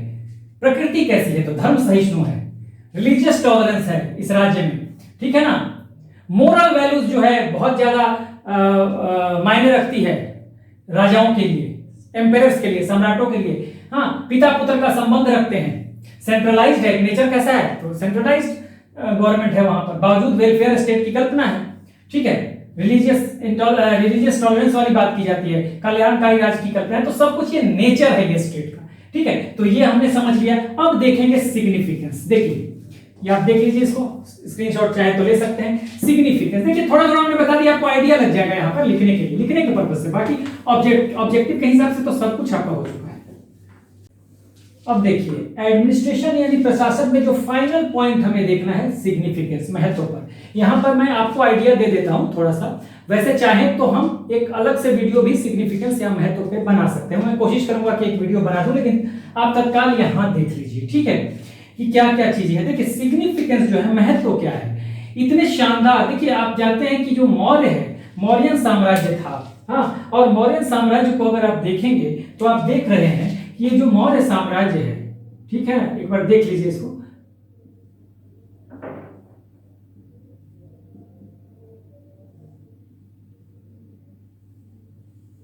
अगर आप देखेंगे तो ये जो मौर्य साम्राज्य है, ये आपको पाकिस्तान हो जाएगा यहां से, ठीक है, ये आपको पाकिस्तान या अफगानिस्तान। तो हमने ये बताया था कि जो मौर्य साम्राज्य जो है ये पूरा का पूरा, देखिए, हाँ, अगर हम साउथ के कुछ एरिया को छोड़ दें यहां से, ठीक है, यहां से देखिए ये बस हटा दें, पूरा ये मौर्य साम्राज्य था, ठीक है। थोड़ा सा और ऊपर से चाहे तो ले सकते हैं, आज का जो केरला वाला क्षेत्र है वो और नीचे का क्षेत्र, ठीक है, इसको चेर, चोल, पांडे, एक्सट्रीम साउथ को छोड़कर ये सारा का सारा जो क्षेत्र है ये पूरा मौर्य साम्राज्य का क्षेत्र था। ठीक है, ये पूरा मौर्य साम्राज्य का क्षेत्र है। देखिए भाई, तो मैंने बताया भी था कि आपको जो नॉर्थ वेस्ट में देखिएगा तो हिंदू कुश इसका जो है बॉर्डर है, सीमा है। इधर कुछ सेंट्रल एशिया में भी चला गया है। ठीक है, इधर आपको पश्चिम में देखिएगा तो सौराष्ट्र, ठीक है, पश्चिम में सौराष्ट्र, और इधर आपको एक्सट्रीम नॉर्थ देखिएगा तो कश्मीर है ही इसके साथ। ठीक है, और इधर आपको देखिएगा तो गोगरा मतलब बांग्लादेश, उड़ीसा ईस्ट में। तो आप अगर आप देखते हैं तो इतना बड़ा ये साम्राज्य था कि एक्सट्रीम ईस्ट को छोड़कर और एक्सट्रीम साउथ को छोड़कर ये बहुत बड़ा साम्राज्य था मौर्य एम्पायर। तो इतने वास्ट एम्पायर को, इतने बड़े एम्पायर को बिना शानदार एडमिनिस्ट्रेशन के यूनाइटेड नहीं रखा जा सकता था। तो पहला महत्व तो ये है कि इस शानदार एडमिनिस्ट्रेशन ने पूरे एम्पायर को यूनाइटेड रखा। ठीक है, एम्पायर को यूनाइटेड रखा, पहला सिग्निफिकेंस महत्व। अगर यूनाइटेड रहेगा तभी तो ग्रो करेंगे, टूटेंगे तब क्या होगा? अगर ये टूट जाएगा बाद में यही मौर्य साम्राज्य कमजोर हो जाएगी। तो अलग अलग आपको देखेंगे पोस्ट मौर्यन पीरियड में इधर से इंडो ग्रीक आ जाएंगे। ठीक है, इधर से आपको यहाँ सातवाहन और ये यहाँ पे शुंग और कण्व आ जाएंगे, नॉर्थ इंडिया में, साउथ में सातवाहन आ जाएंगे। लेकिन जब तक यूनाइटेड रहा, ये एडमिनिस्ट्रेशन का ही परिणाम था। तो ये बहुत बड़ा महत्व है कि इतने बड़े साम्राज्य को, इतने बड़े एम्पायर को यूनाइटेड रखने में एडमिनिस्ट्रेशन का बहुत बड़ा रोल रहा। ठीक है, उसके बाद अगर हम देखें तो अगर एग्रीकल्चर महत्व तो क्या है, अच्छे एडमिनिस्ट्रेशन का महत्व क्यों बढ़ जाता है? ठीक है, अगर अच्छा एडमिनिस्ट्रेशन है तो एग्रीकल्चर अच्छा होगा, ट्रेड अच्छा होगा, एम्प्लॉयमेंट अच्छी होगी। ठीक है ना, तो इससे क्या होगा?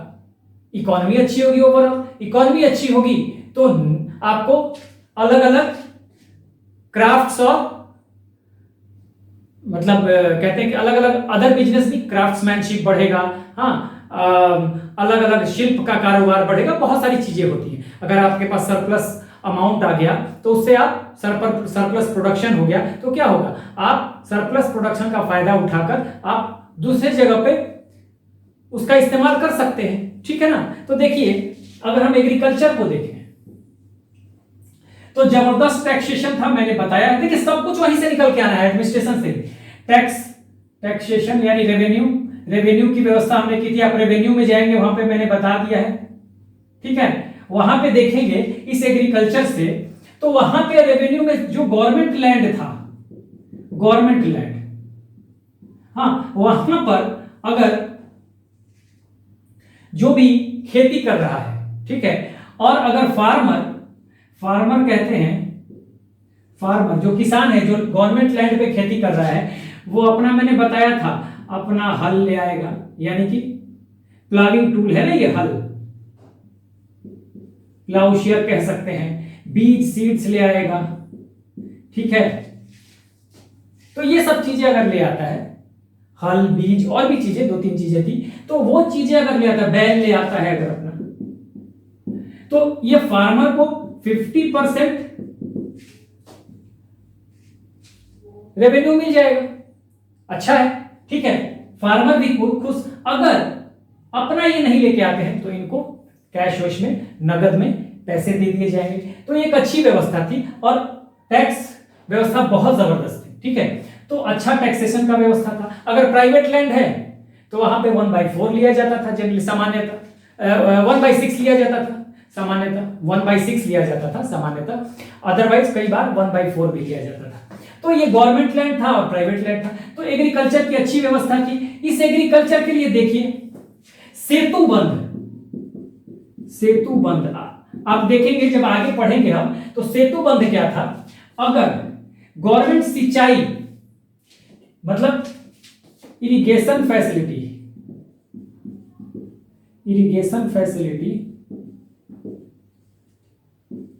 बाय गवर्नमेंट, अगर गवर्नमेंट इरिगेशन फैसिलिटी देती है तो उसको सेतु बंध कहा जाता था। जैसे हमने सौराष्ट्र में सुदर्शन झील का निर्माण देखा था, तो इस सुदर्शन झील से गवर्नमेंट का पॉन्ड है, हाँ, तो गवर्नमेंट ने एक पॉन्ड बना दिया, उससे सिंचाई होगी, ठीक है। तो उसका हालांकि कुछ पे करना पड़ता था, जो खेती करेगा किसान है वो कुछ पे कर देंगे सरकार को, लेकिन उनको सुविधाएं तो मिल गई ना। देखिए अच्छे एडमिनिस्ट्रेशन का क्या है, अगर खुद सिंचाई की व्यवस्था नहीं कर सकते तो सेतु बंध से माने गवर्नमेंट उसको उनको फैसिलिटी देगी, कुछ उस पर टैक्स ले लेगी, तो इससे सरकार को भी इनकम हो रहा है और जो किसान हैं वो भी खुश, चलो भाई इनको फैसिलिटी मिल गई। हाँ, किसकी? सिंचाई की, इरिगेशन की, सेतु बंध irrigation facility by the government. जैसे सुदर्शन झील था, यहां पर मैंने बताया ना चंद्रगुप्त मौर्य के समय सुदर्शन झील का निर्माण कराया गया था, हाँ, पुष्यगुप्त वैश्य द्वारा, जो वहां का गवर्नर था सौराष्ट्र का।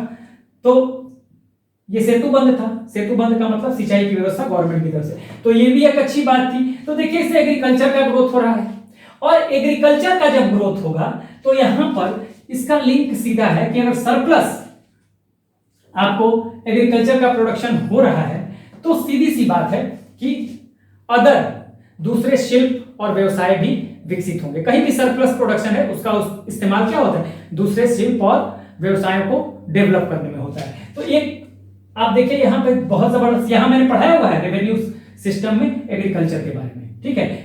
गवर्नमेंट लैंड है और प्राइवेट लैंड है। गवर्नमेंट लैंड पे अगर किसान अपना हल बीज और बैल का इस्तेमाल करता है अपने, तो उसको 50% मिल जाएगा, अगर नहीं करता तो उसको नकद मिल जाएगा, 100% रेवेन्यू गवर्नमेंट को चला जाएगा और गवर्नमेंट अपने को सैलरी देगी, ठीक है। अगर सिंचाई की व्यवस्था किसानों के पास नहीं है तो गवर्नमेंट उनको फैसिलिटी भी देगी सिंचाई की। प्राइवेट लैंड है तो प्राइवेट लैंड पे भी क्या होता था?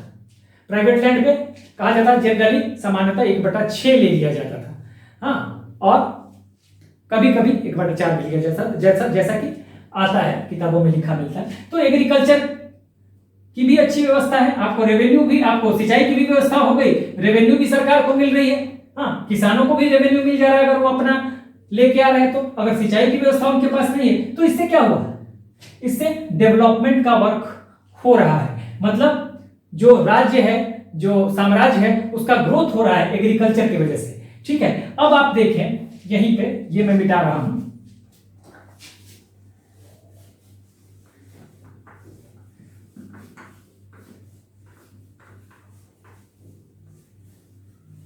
तीसरा देखिए एग्रीकल्चर का सीधा संबंध इकोनॉमी से है, एग्रीकल्चर का, ट्रेड का। अगर देखिए तो इतने बड़े साम्राज्य को अगर संभालना है, ठीक है, तो अगर यहां से कोई सैनिक, अगर तो हर जगह सैनिक होंगे, सोल्जर होंगे, आर्मी होगी, ठीक है ना, तो इनके लिए सामान पहुंचाना है अगर आर्मी को, ठीक है, यहां से यहां पहुंचाना है, तो नेचुरली आपको क्या होगा? अलग अलग मार्गों का की खोज करनी पड़ेगी, अलग अलग मार्ग बनाने पड़ेंगे। मान लीजिए अगर यहां से यहां पहुंचना है, ठीक है, और ये डायरेक्ट ये कोई रूट बना दिया गया, लेकिन वैसे जो जनरल रूट है, मान लीजिए ऐसे ऐसे ऐसे करके बहुत लंबा रूट है यहां पहुंचने का, और कोई ऐसे नए मार्ग बना दिए गए, ठीक है, इस पॉइंट से हमें इस पॉइंट पहुंचना है, जो रास्ता अगर ऐसे है, देखिए ऐसे है, ऐसे तो बहुत दूर का, तो कोई शॉर्ट रास्ता बनाना पड़ेगा ताकि कॉस्ट कम आए सामान ले जाने के लिए, सैनिकों के लिए, हाँ, रसद ले जाना है, यूनिफॉर्म ले जाना है, वेपन्स ले जाने हैं, ठीक है, और तमाम प्रशासनिक चीजों की आवश्यकता पड़ेगी जो एक जगह से दूसरे स्थान पे पहुंचाना पड़ेगा। तो रोड्स, देखिए न्यू रोड्स या न्यू रूट्स,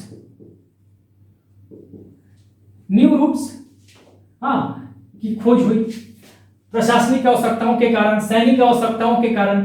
तो न्यू रूट्स जब बनेंगे, तो जब नए रूट बने तो इन रास्तों पे मान लीजिए शॉर्ट कोई रूट बना दिया गया यहां से यहां पहुंचने का, तो सुरक्षा भी तो देनी पड़ेगी, न्यू रूट्स को सिक्योरिटी भी देनी पड़ेगी, सिक्योरिटी भी दिया गया, तभी वास्ट एम्पायर चल पाएगा ना, तभी इतना बड़ा एम्पायर चल पाएगा।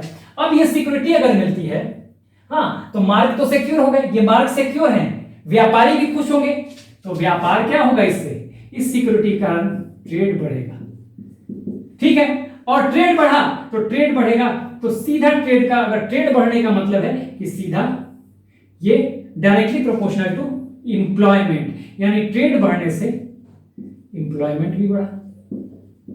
तो देखिए कैसे महत्वपूर्ण होता है अच्छा एडमिनिस्ट्रेशन। एग्रीकल्चर में भी अच्छा टैक्सेशन सिस्टम देखने को मिला, नए रूट्स बनाए गए, सिक्योरिटी बढ़ाई गई जिससे मार्गों की सुरक्षा हुई।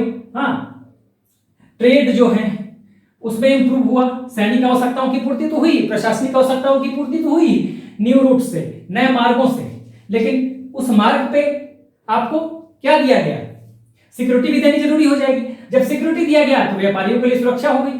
ठीक है, यह भी कहा जाता था कि अगर जो ट्रेडर्स हैं उनका सामान अगर रास्ते में बर्बाद हो गया तो कहा जाता था, देखिए इस एडमिनिस्ट्रेशन में क्या था कि ये जो ट्रेडर्स हैं ना, यहां पे देखिए ट्रेडर्स के लिए कहा जाता था, ट्रेड में यदि कोई गुड है, कोई गुड्स है, ट्रेड के लिए कोई गुड ले जाया जा रहा है, कोई सामान ले जाया जा रहा है, हाँ, ये क्या होता है, ये कोई सामान कहीं से ले जाया जा रहा है, रास्ते में नुकसान हो गया इसका, तो इसका जो है ये कॉम्पेंसेशन भी दिया जाता था, इसका कॉम्पेंसेशन होगा। तो इस गुड्स के लिए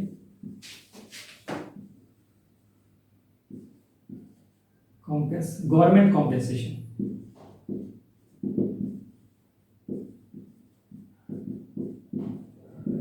गवर्नमेंट की तरफ से क्षतिपूर्ति की जाएगी। ट्रेड में नए रास्तों पे अगर ट्रेड हो रहा है, नए रास्ते किसी भी रास्ते पे, हाँ, ट्रेड हो रहा है, उस रास्ते पे अगर सामान जो है, ये ट्रेड वाले सामान जो है इनका अगर नुकसान हो जाता है, क्रॉस करने का मतलब मैंने कहा कि नुकसान हो गया, हाँ, चोरी हो गई, हाँ, किसी ने लूट लिया, बाई द वे जनरल सुरक्षा तो प्रोवाइड की जा रही है, किसी वजह से नष्ट हो गया, हाँ, तो गवर्नमेंट उसको कॉम्पेंसेशन देगी। ठीक है, ये बहुत बड़ी बात थी। अच्छा, एक चीज मैं बताऊं कि कौटिल्य ने भी कहा था कि व्यापार के लिए या अन्य चीजों के लिए, कौटिल्य का कहना था कि जो दक्षिण वाले मार्ग है ना वो ज्यादा सुरक्षित है व्यापार के लिए, better than northern, south India के जो मार्ग थे वो बेटर थे कहा गया व्यापार के लिए। ठीक है, तो ये आप ध्यान रखिएगा। रोमिला थापर ने भी कहा है कि कलिंग जो जीता था अशोक ने, तो कलिंग का जीतना व्यापार की दृष्टि से बहुत ज्यादा महत्वपूर्ण था। ठीक है, तो एक ये बात हो गई, क्योंकि कलिंग जीतने से आपको एक तो साउथ इंडिया में आपको एक एंट्री का एक अलग से रास्ता भी मिल गया, और दूसरी बात इधर बंगाल की खाड़ी वाला रास्ता, इधर के जो समुद्र हैं इधर भी आपका कंट्रोल हो गया। ठीक है, तो इधर से आप व्यापार कर सकते हैं। ठीक है, अच्छा, इसके बाद देखिए बस आपको एक्सपैंड करना है, मैं बस तरीके बता रहा हूं, अगर कहिएगा तो एक बार मैं इसके महत्व पे एक अलग से वीडियो बना दूंगा। ठीक है ना, केवल महत्व पे। अब यहां पे देखिए मौर्यंस प्लस ग्रीक, यूनानियों के साथ, ठीक है,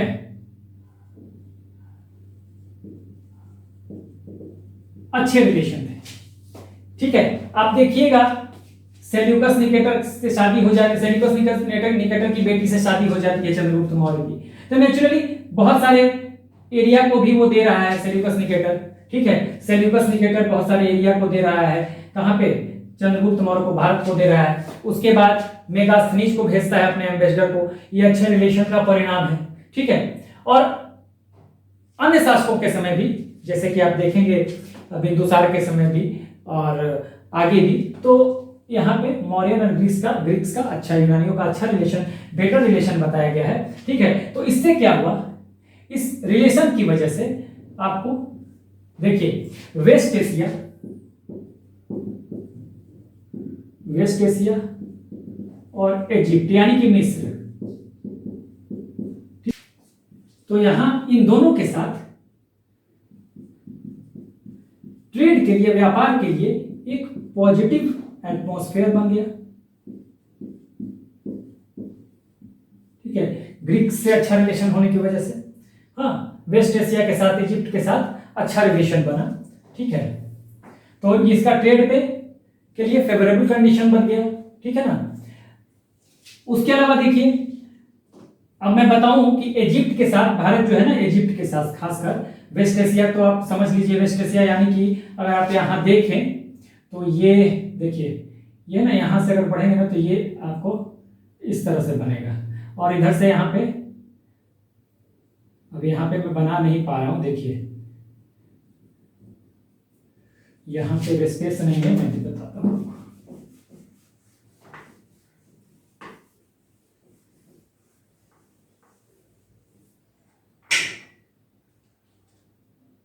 अगर ये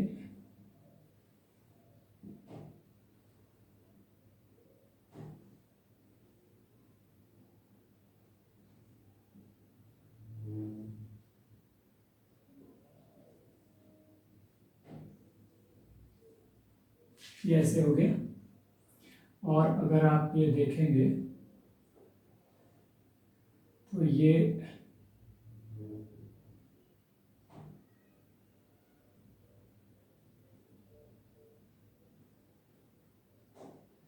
देखिए इस तरह से अफ्रीकन कॉन्टिनेंट को आप बना सकते हैं, इस तरह से अफ्रीकन कॉन्टिनेंट को, ठीक है। तो ये जो है देखिए, ये जो है ना, ये वेस्ट एशिया, यहाँ इजिप्ट है, ठीक है, यहाँ पे इजिप्ट हो गया अफ्रीका में, और ये वेस्ट एशिया में, तो इनके साथ एक अच्छा रिलेशन बन जाएगा, इजिप्ट के साथ, वेस्ट एशिया के साथ भारत का रिलेशन अच्छा, क्योंकि देखिए यहाँ पे बहुत सारे ग्रीक्स हैं जिनके साथ अच्छे संबंध हैं भारत के, ठीक है ना। तो ग्रीक से अच्छे संबंध होने के कारण वेस्ट एशिया से, इधर से और इजिप्ट के साथ अच्छा रिलेशन बना होगा, फेवरेबल कंडीशन बना होगा व्यापार के लिए, ठीक है। ये बस एक आपको मैप के थ्रू मैंने समझाया है। और यहां पे अगर आप देखेंगे तो देखेंगे कि इजिप्ट के साथ जो व्यापार था, देखिए इजिप्ट के साथ जो व्यापार था ना, इजिप्ट के साथ इंडिया जो है इजिप्ट को एक्सपोर्ट करती थी, ठीक है ना, मौर्य साम्राज्य से भारत जो है इजिप्ट को एक्सपोर्ट होता था, ठीक है,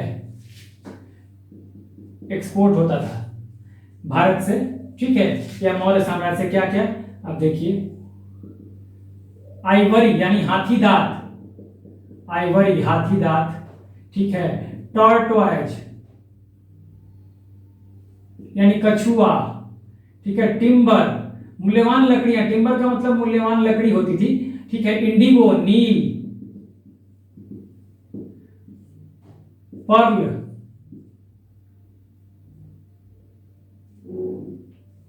ठीक है, पर्ल यानी कि मोती, तो ये सब देखिए, ये और भी चीजें थी, तो ये एक्सपोर्ट होती थी भारत से, ठीक है, भारत से ये एक्सपोर्ट हो रही है, कहां, इजिप्ट को। तो ये बहुत बड़ा देखिए ट्रेड, आपको ट्रेड का भी रास्ता खुल गया है, मौर्यन और ग्रीक्स का रिलेशन बहुत अच्छा होने से इनका ट्रेड का भी रिलेशन, फेवरेबल कंडीशन बना ट्रेड के लिए, फेवरेबल एडमिशन एटमॉस्फेयर बना, ठीक है, ट्रेड के लिए, व्यापार के लिए ट्रेड अच्छा होगा, मैंने कहा जहां भी ट्रेड अच्छा होगा रोजगार बढ़ेगा, ठीक है। इसके अलावा देखिए कि ये अगर आपने देख लिया, इसके अलावा आपको ट्रेडर्स पे सरकार का कंट्रोल था, क्राफ्ट्समैन पे, हाँ, आप कहें आर्टिशियन पे, आर्टिशियन एंड ट्रेडर्स पे, ट्रेडर्स पे क्या था, इन पे गवर्नमेंट का कंट्रोल था, ठीक है। अब गवर्नमेंट का कंट्रोल प्रजा के हित के लिए था, ठीक है, देखिए नियंत्रण था, इसमें क्या होता था कि इनको ये जो है पुराना माल जब तक बिना सरकारी आदेश के नहीं बेच सकते थे, हाँ, पुराना जो भी कोई गुड हुआ, पुराना हो गया, तो बिना सरकार से आगे लिए उस पुराने सामान को नहीं बेच सकते थे। तो यहाँ पे देखेंगे कि इस कंट्रोल से प्रजा का हित भी शामिल है। उसके अलावा अगर कोई, हाँ, वेट में कम देता है, ठीक है, अगर देखिए, अगर हम देखें कि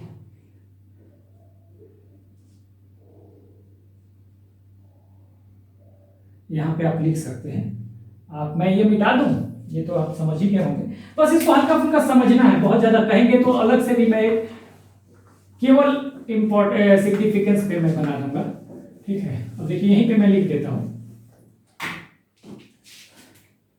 ये जो गवर्नमेंट का कंट्रोल है, ठीक है ना, गवर्नमेंट का जो कंट्रोल है तो ये बहुत अच्छा है प्रजा के हित के लिए, हाँ। अब देखिए यहां पे क्या हो रहा है कि दो तीन बातें हैं, जैसे ओल्ड गुड्स,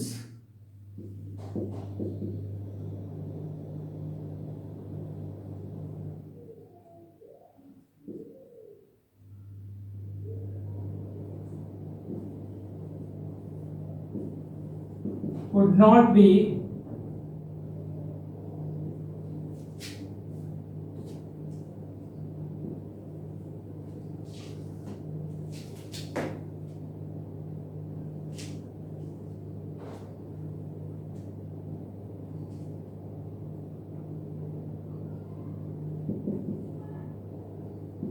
without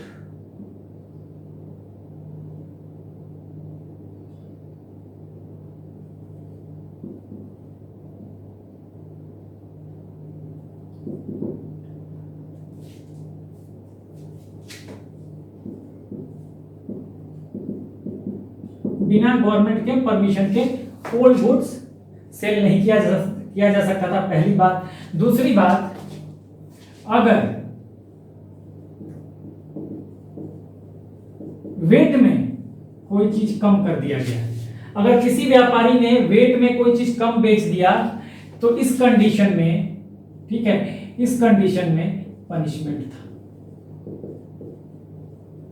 तो ये प्रजा के हित की बातें, ठीक है ना। अगर वेट में, मतलब माप में, तौल में, अगर ये मैंने डाउनवर्ड डाला है, मतलब कि कम तौल दिया गया, वेट कम कर दिया गया किसी व्यापारी के द्वारा, ठीक है ना, तो पनिशमेंट किसको मिलेगा? फॉर ट्रेडर को पनिशमेंट मिलेगा। कोई सामान अगर माप में, तौल में कम बेच दिया, तो इसके लिए पनिशमेंट की भी व्यवस्था थी। तो इस तरह से देखिए, ये एक सिग्निफिकेंस था। हाँ, प्रजा का भी हित देखा जा रहा है। हाँ, सेंट्रलाइज्ड गवर्नमेंट है, सुरक्षा भी, मार्गों की सुरक्षा भी है, ताकि व्यापारी बिना किसी भय के व्यापार कर सके, ठीक है।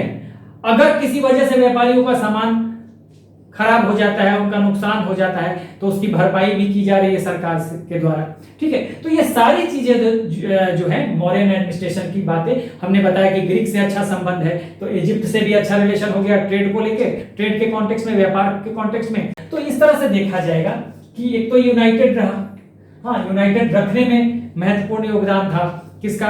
एडमिनिस्ट्रेशन का। एग्रीकल्चर को प्रमोट करने में, ट्रेड को प्रमोट करने में, ठीक है, फॉरेन रिलेशन को प्रमोट करने में, हाँ, इस एडमिनिस्ट्रेशन का बहुत बड़ा हाथ रहा। सिक्योरिटी प्रोवाइड करने में, चाहे वो ट्रेड के लिए सिक्योरिटी हो, हाँ, व्यापारियों को हो, हाँ, आम जनता को हो, ठीक है।